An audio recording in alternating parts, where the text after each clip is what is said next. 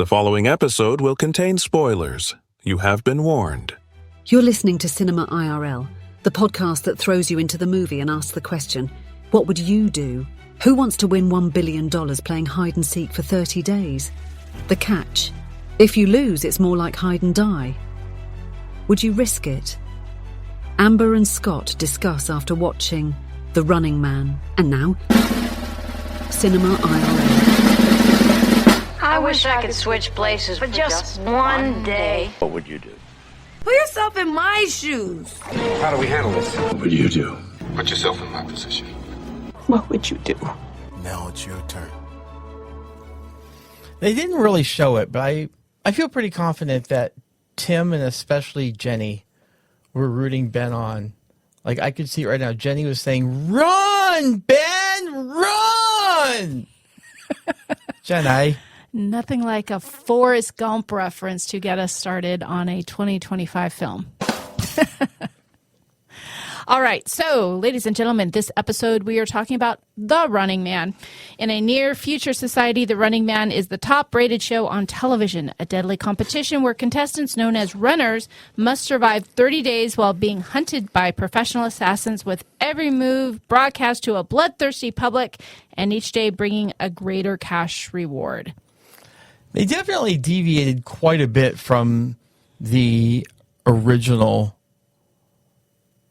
Yeah, the original movie, yeah. with Arnold Schwarzenegger. This is an oldie but a goodie of a remake. Yes. Yeah, that one, if I remember correctly, they were in, it wasn't 30 days. You didn't have to last nearly that long, but you also were in an arena. Like, I mean, there was a lot of room in that arena, but you couldn't go to another state or something like that. So I actually liked the direction they went with this one. I did not see the original. I can't say that I don't think I've seen any Arnold Schwarzenegger films, although I live somewhere where he was once governor. You've never seen any of the Terminator films? No. I mean, I know the catchphrases from films, but Terminator 2 specifically. I don't know. I might have seen that one with Arnold Schwarzenegger and Danny DeVito, where they're twins. Twins? Yeah. I might have seen that. I can't recall why I would, but no Kindergarten Cop? No. That is the movie where I learned that boys have a penis and girls have vaginas. Wow. Okay. Well, I didn't realize it was educational from a sexual education standpoint. Yeah, it was a child who spoke that line, and it was kind of funny because they actually did a Zoom reunion for the 40th. Mm-hmm. So all these kids who were 9 and 10 are now 49 and 50, all getting together and doing this reunion with Arnold. It was actually pretty funny. Oh, that's great. All right, so Running Man. Are you running? Basically, we have our main character, Ben, who has a wife who is working at a club as a waitress, but I don't know, it seems like she might do some favors for good tips, and they have a sick child, and he is basically blackballed because he tattled on something that was unsafe and got the union involved and got fired, and he cannot find a job. And even though he tries to get on a regular game show, a regular dangerous game show, he also gets kicked out of the running for that. And the only thing available to him is to be on The Running Man, which is kind of mostly a guarantee you're going to die. But if you don't, you get some money. I mean, yeah, I think the other game shows, they capped out at $1,000 new dollars as the prize. And this one had a top prize of $1 billion. Yeah, that was a lot. Plus, as you survive each day, you got money. Now, yes, in theory, you have to think that you're not getting that money. That money's going to somebody else. But as you pointed out, this is based on a Stephen King short film, and you mentioned The Long Walk, and that still has very similar tones in it, in the fact that, hey, you're going to do this thing that you're probably not going to survive, but if you do, you get a lot of money. Yeah. Yeah, he funny enough, actually wrote both these stories under the pseudonym of Richard Bachman. Oh, really? Yes. So, what would you do if you were Ben? You have a wife who has a job that, I don't know, she's probably at a minimum flirting and a maximum, I don't know, doing some, over the pants action, I'm not sure. And they have a sick kid. What do you do? And you live in a place called, what was it, Slum City or something? Yeah, it was not a good place. I could be wrong, but it wasn't the good side of the tracks. I do what he did. Like if somebody offered me that deal right now, I take it. I take it. Because now that said, you're very clever, but I don't know if you would win over the crowd. Well, I could win over the crowd. I can be fucking charming. Well, you've told me you can be charming for a short period of time. 30 days is a good chunk of time. Yeah. And I'm sure everybody feels less charming as time goes by as they're fighting for their life. Yeah. So I would probably negotiate though. Like I want a minimum. Like I want $100 grand new dollars. Like that's my minimum. Now, to be able to bribe people? What? You mean to bribe people along the way? Well, no, not really to bribe people along the way. Like, because here's the thing. You have to expect that you would not survive that. And I would go in expecting not to survive it. Oh, you mean to give to the family and the kid? Yes.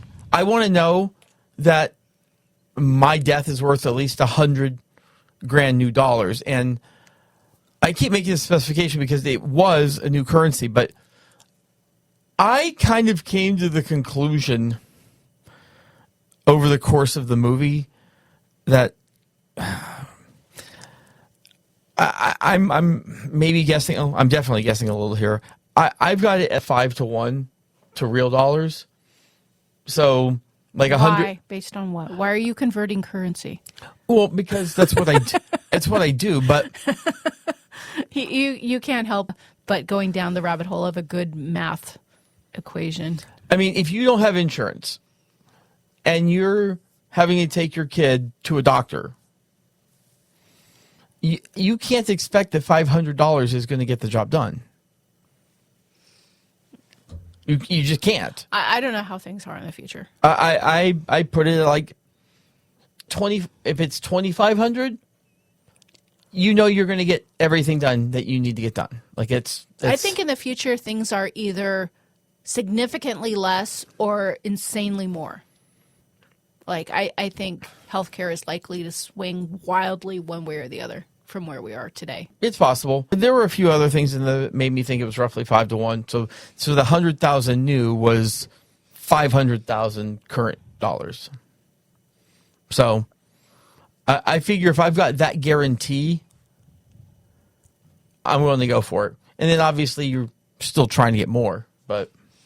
And the peculiar part of this TV show is in I don't know how the original handled this, but in a 2025 Sora world, this might come out in 2026, you can make people say and do things that they didn't say or do because we have the ability, every Tom, Dick, and Harry hanging out in their basement can create a likeness of you and make it seem like you said or did something you didn't. So that aspect was in the original. It was, okay. They did have people who they made them say other things to try to get the public to turn on them.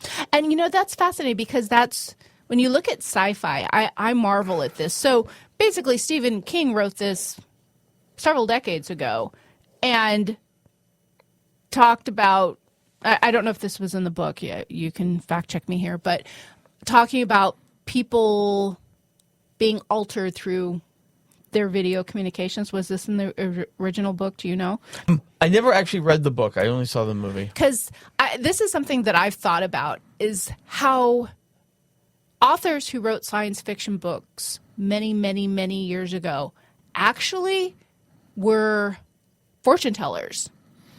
And that would be an example of being able to doctor someone's video to make it seem like they said and did something they didn't. I mean, that's not something I think any of us thought about decades ago. I disagree. I think it's something you could think about. Like I could probably tell you right now, if I thought about it, I'm not going to do it live here, but I could probably name you 10 technologies that don't exist now that will exist in the next 100 years. Like just various things that feel like a natural progression. And like the ability to do video, I feel like one of the natural progressions on that is the ability to fake it. So I don't think that's I don't think that's too much storytelling-ish. Like, even back then, I mean, special effects could change all sorts of things. Well, I mean, what I'm thinking about is Fahrenheit 451 and also Soylent Green and sci-fi films that were so far ahead of their time. Oh, even A Clockwork Orange. The notion back then that someone would break into your house and tie you up and take your stuff. We didn't have home invasions back then. That was a crazy notion to think. And that movie was terrifying because it was so like unfathomable that someone could do that. And you look at Soylent Green, which talks about the condition of the planet and our ability to live on the planet and things to exist and thrive and grow in the planet. And then, of course, Fahrenheit 451, which is about censoring information and burning books. Yeah, I think it's more difficult to predict dystopian futures versus technological ones, because technological ones follow a pattern. You can figure it out. Like I can tell you that I would say within 10 years, 15 max, like we won't be carrying phones. Oh, yeah. I mean, you can see that now with just the Meta Ray-Ban glasses. Yeah. Like the future is here.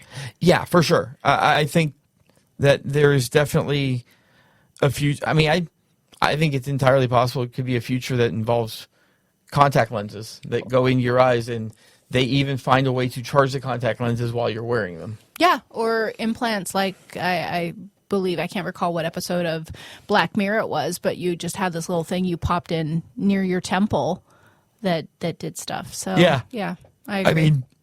I mean, these are things that we can see coming. We don't know when it's going to happen. Yeah.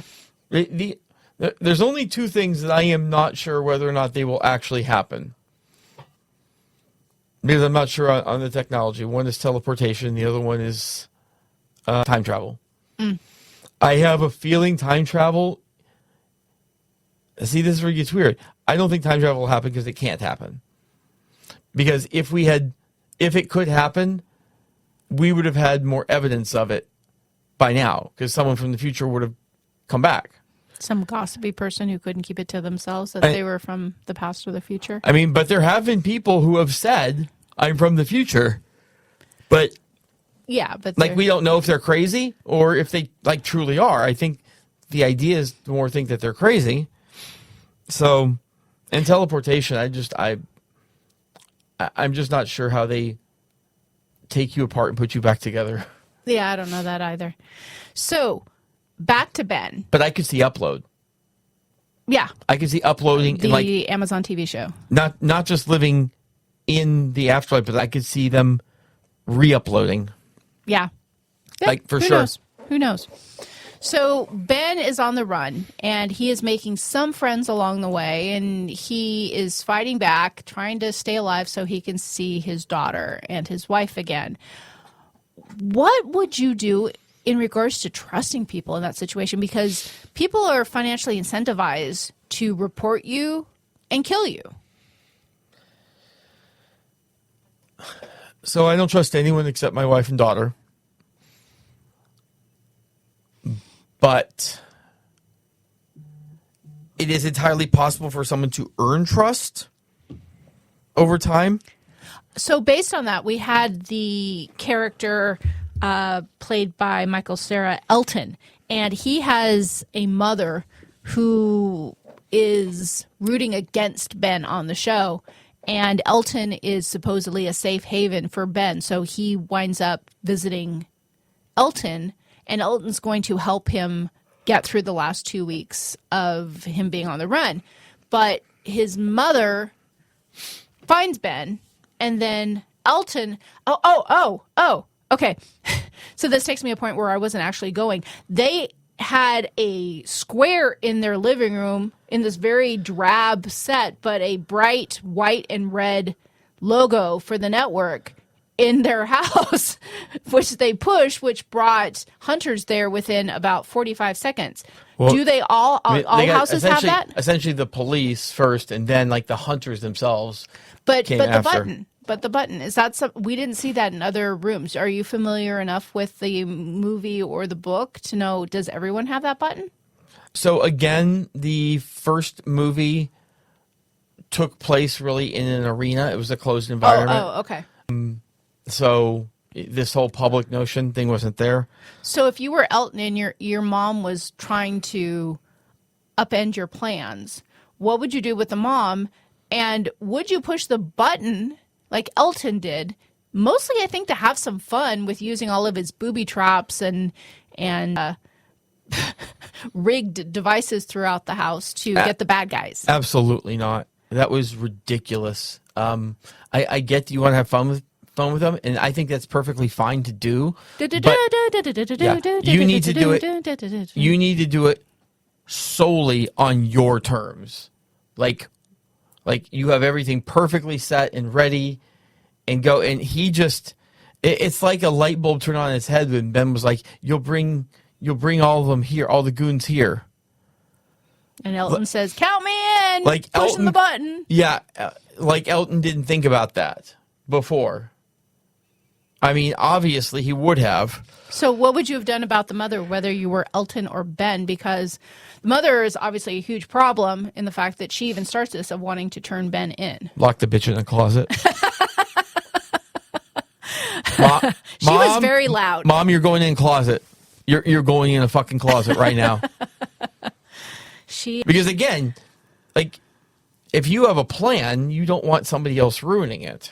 Yeah. So that's why I was so shocked when he hit it himself, because I'm like, this guy's clearly proven he's intelligent, but what he just did right there was dumb. Yeah, I didn't see the reason to escalate things like that either. So another what would you do that I thought was worth exploring is toward the latter part of the movie, when Ben is on the run, he winds up jumping in a car driven by a very nicely dressed woman who is affluent and is I saw something on a sign that said best first class and worst class. And I guess Ben would be from the worst class and Amelia is from the best class because she is living a life that is out of sync of Ben and his wife and his child living in, I'm going to say Slum City, but I don't feel like that was it. It was slum something. Yeah, anyway, co-op district, co-op city. Are you having a seizure? Co-op. Anyway, so oh gosh, did I lose my train of thought? Oh yeah. So she's very much of the, I'm in this class and you guys are the problem and you're the bad guy. And while she is being forced to drive a car and get Ben out of the area, she gets some unique insight into the network and what's happening here, because they actually create a video of her yelling out of the car, screaming, he has a gun and he has a gun. And she knows that's not true. And that's when she starts realizing, like, oh, shoot, is there any truth to what he's saying? And am I maybe on the wrong side of stuff? So it doesn't matter what the lie is. If one side is telling a lie repeatedly and there's like not another side to actually say that's a lie, then the lie becomes the truth. Okay, that kind of makes my head hurt. I mean, my point is that, like, again, if you tell a lie enough times, yeah, people will start to believe it. Yeah, eventually you start to believe it. If there's no other side being like, this is fake. So she had never been a cyborg. This is all she'd ever heard from, like, the network perspective and all that. So she has no reason to distrust them. Right. So thus she's going to believe them, and until something pops up for her. So what would you do then? What would you do if you were Amelia and you were with this fugitive bad guy and he's telling you a bunch of stuff that is so out of sync with what you know? I mean, as soon as I saw the fake video of me yelling out the window, that's immediately when I say, okay, now these guys have shown that they're willing to lie. Now I have to question everything I've heard. And if they're willing to do that here, clearly they're willing to do other things as well. Yeah, and at that point, Ben pretty much says is, the truth now, so they're not going to be really gung-ho on letting you live either. Yeah, I'm not so sure about that. I don't think that was particularly relevant. I think they would have been fine letting her go. They just wanted him. But she could tell them, she could tell the public, hey, they're actually fabricating what's happening in these videos, because the public doesn't know. Yeah, but you don't think someone like that could be very, very, very easily bought off? Well, in a what would you do scenario, I suspect that you could be very easily bought off.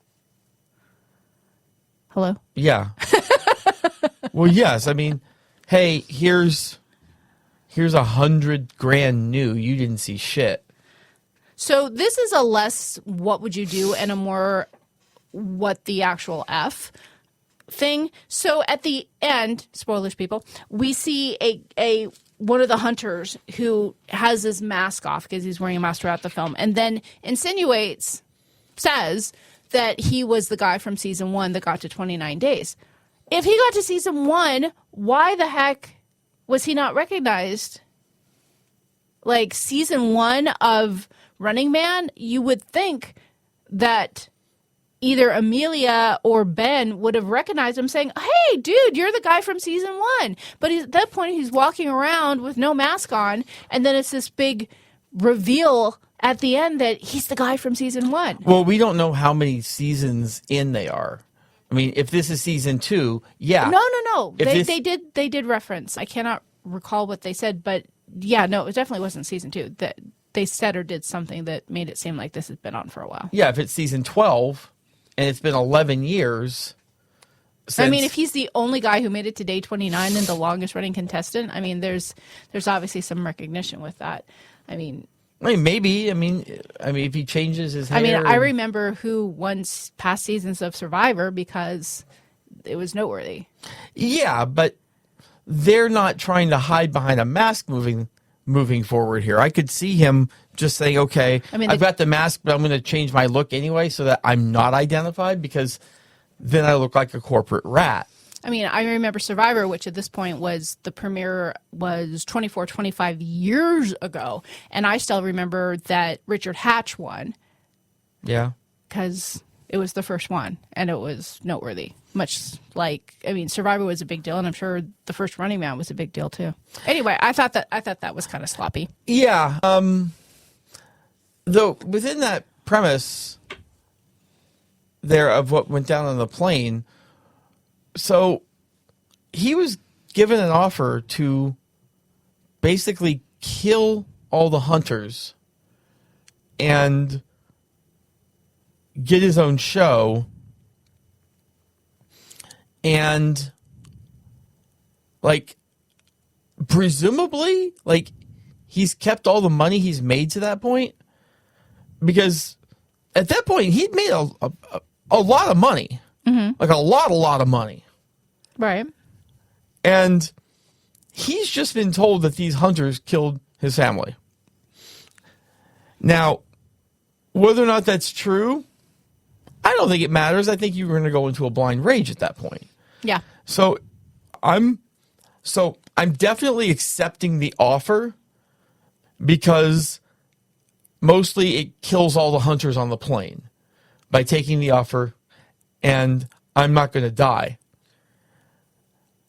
Now, maybe we have a conversation when I get back about terms or something like that, or whether or not I'm actually going to do it. But I mean, they live in a world where he signed up for the show with just a thumbprint and a quick signature electronically. I doubt that they need to wait until the plane lands and they give him some paperwork. I think you're probably locked in on the plane.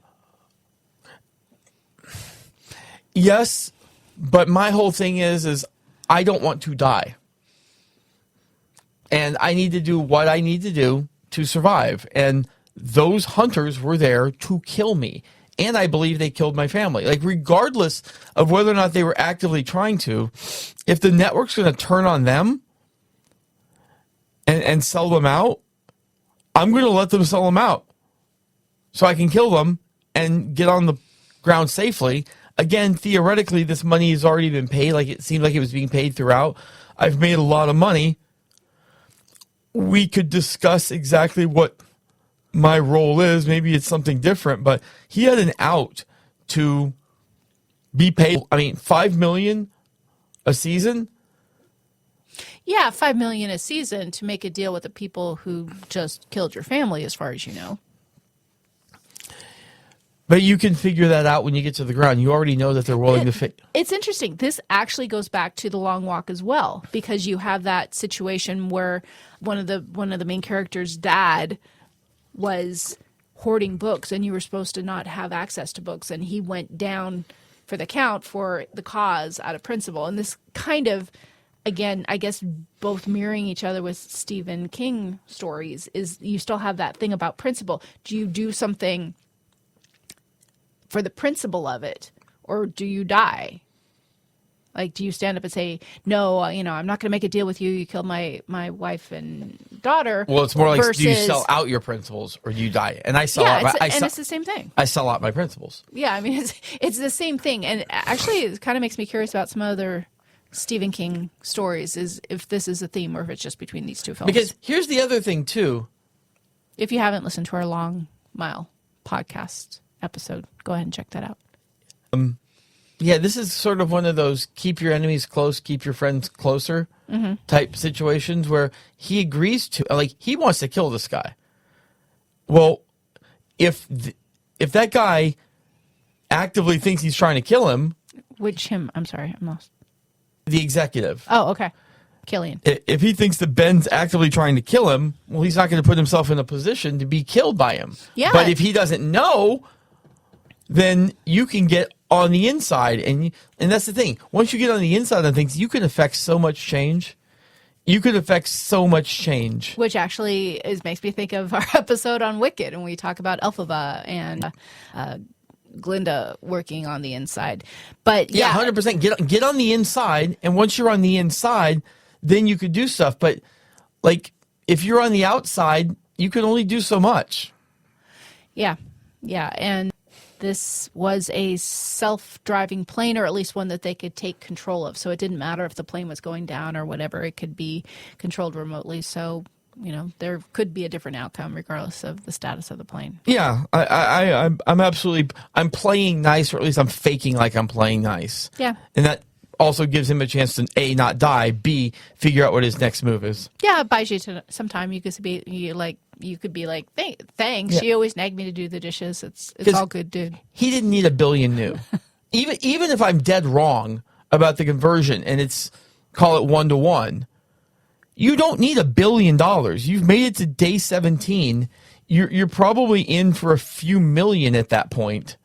You're good. Like, you can walk away from this. Can you? I don't think you can. Again, I think it's like the Long Mile. You got to finish it out. I don't think you can walk away. You can walk away if the executive makes a deal with you to let you walk away. Oh, I mean, it's a TV show. I don't think they're going to make a deal for someone to walk away, would they? Well, they wanted to make him a new hunter. Like, you can't be trying to kill him and make him a hunter at the same time.